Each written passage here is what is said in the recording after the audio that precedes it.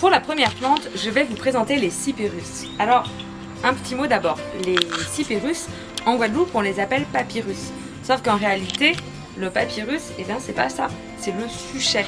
Et ça, ce ne sont pas des suchets, ce sont des cyperus. Bon. Alors, en fait, moi, j'ai tendance à les tailler, mais à l'état naturel, le cyperus, eh bien, c'est comme ça. Vous voyez. Donc, je donne un petit coup. Hop.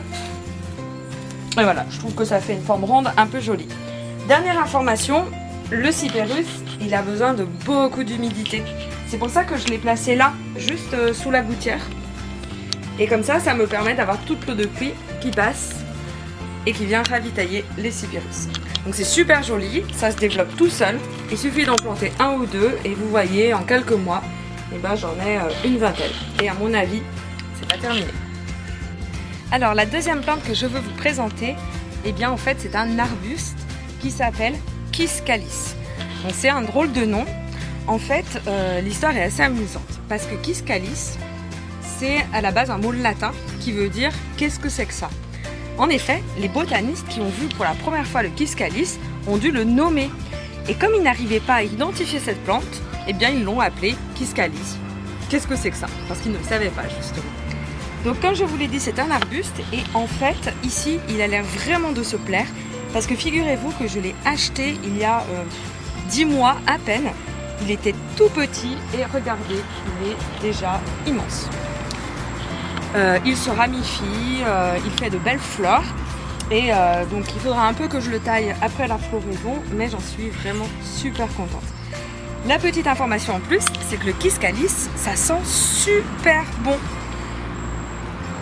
Ce sont donc des petites fleurs.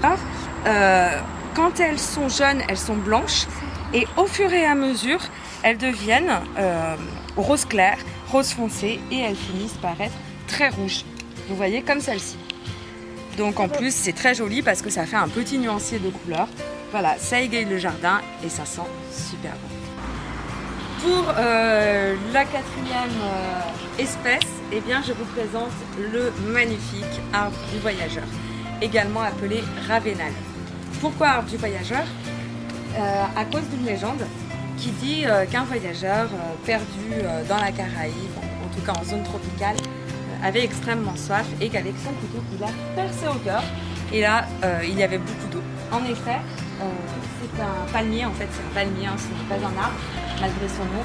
C'est un palmier qui récupère énormément d'eau. Vous voyez, c'est grâce à sa forme, l'eau de pluie vient couler et donc eh bien, il y a beaucoup d'eau dans l'arbre du voyageur.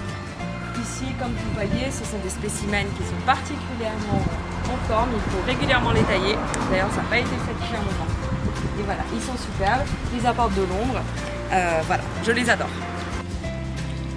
La cinquième espèce que je vous présente est la star de la médecine traditionnelle, également appelée aux Antilles rimédrasie.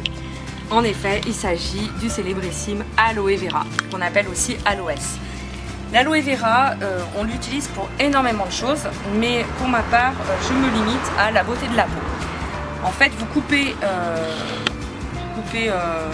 une partie de l'aloe vera, vous le pelez, vous le broyez, et là, vous pouvez en mettre partout. C'est super pour la douceur de la peau. Vous pouvez même en mettre sur le visage, dans les cheveux.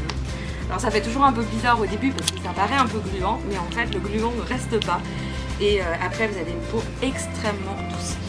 Ce qui est génial aussi avec l'aloe vera, c'est comme vous pouvez le voir, il fait tout seul ses petits rejets.